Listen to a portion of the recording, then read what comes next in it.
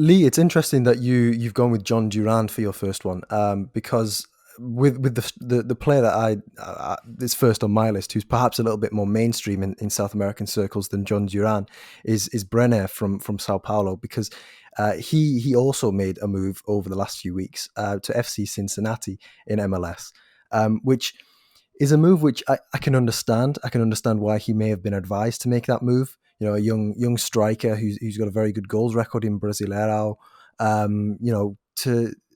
To be going to MLS, which is fast becoming a real route for these younger South American players to take their first step outside of the continent.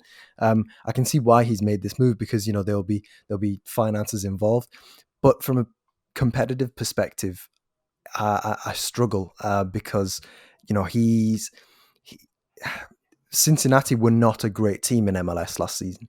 And with Brenner, he's very much a poacher in terms of he's always the one who's finishing the move. You're not going to get a great deal from him in deeper spaces.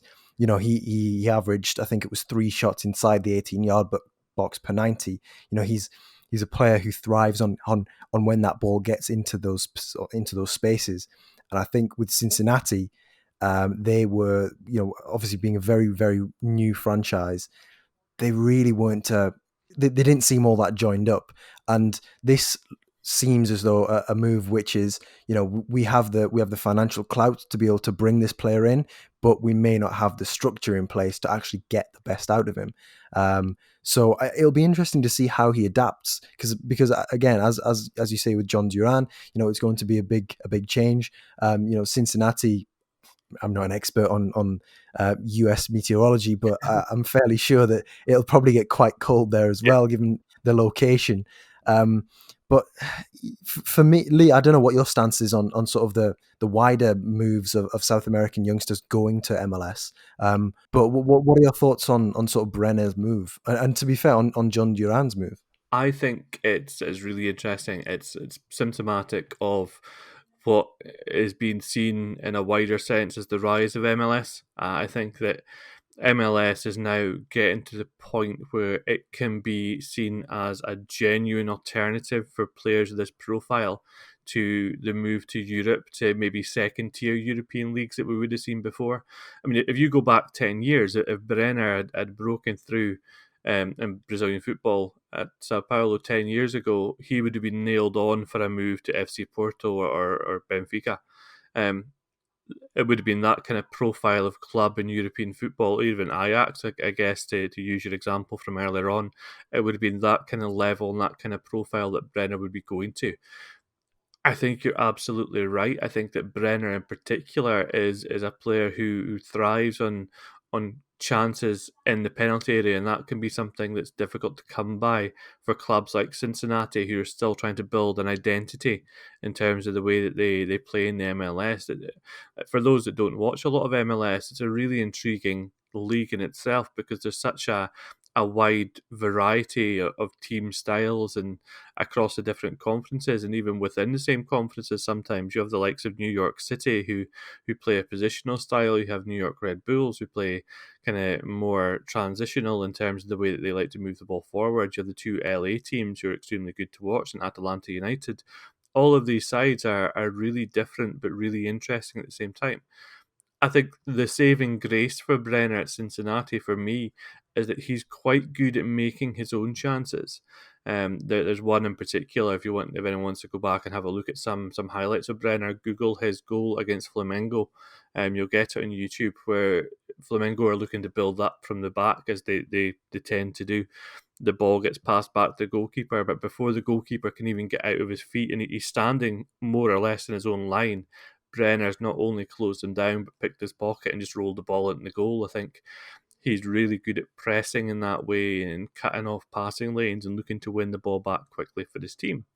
What's going to be interesting, and it's players like Brenner, like Jean Duran. There are other examples within MLS as well of players from South America who are already there.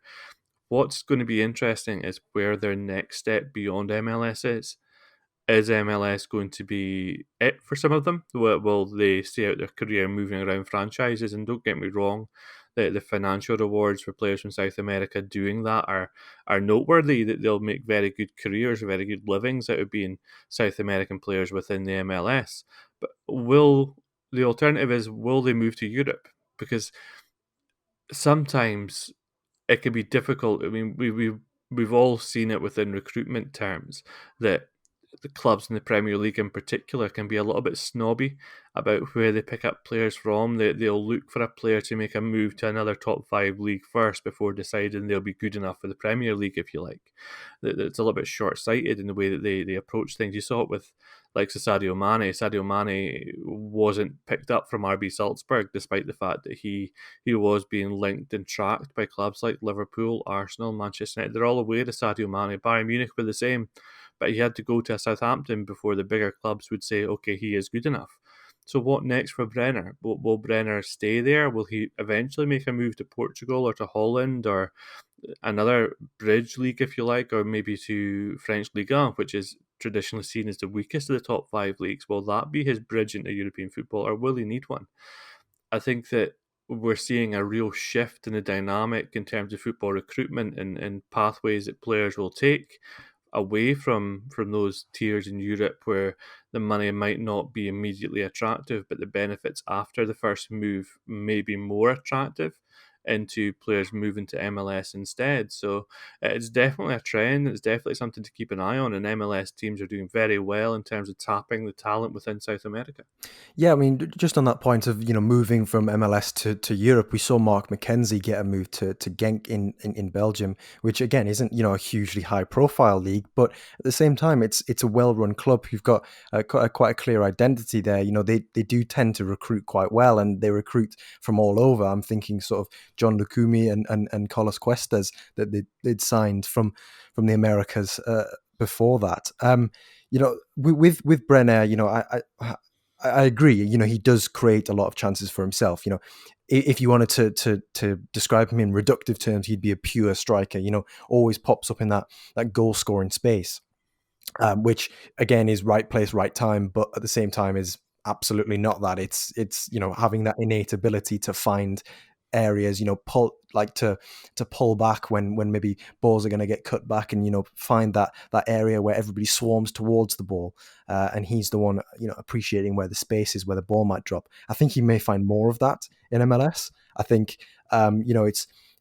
it's probably more of a sidestep than anything, because if he ends up being a 10-15 goal striker in MLS, I think you could safely say that with his age, with his physical profile, with his record in Brazil as well in tow, then you'd probably have to say that plenty of European clubs would be looking at him. It's obviously a risk, because if he crashes and burns, and it's possible in a team which is currently being managed by Jaap Stam and has doesn't exactly have the best record, perhaps isn't as joined up or has the best structure yet. It's a risk, but financially he will be well endowed, shall we say, from this move, because it is proving to be a lucrative, as well as a springboard kind of platform for these young South American players. As you say, you look at them, even Miguel Almiron's from years gone by at Atlanta United, Ezequiel Barco, Eduard Atuesta at LAFC. All these South American players are finding a home, and I think it will continue to be sort of that kind of division.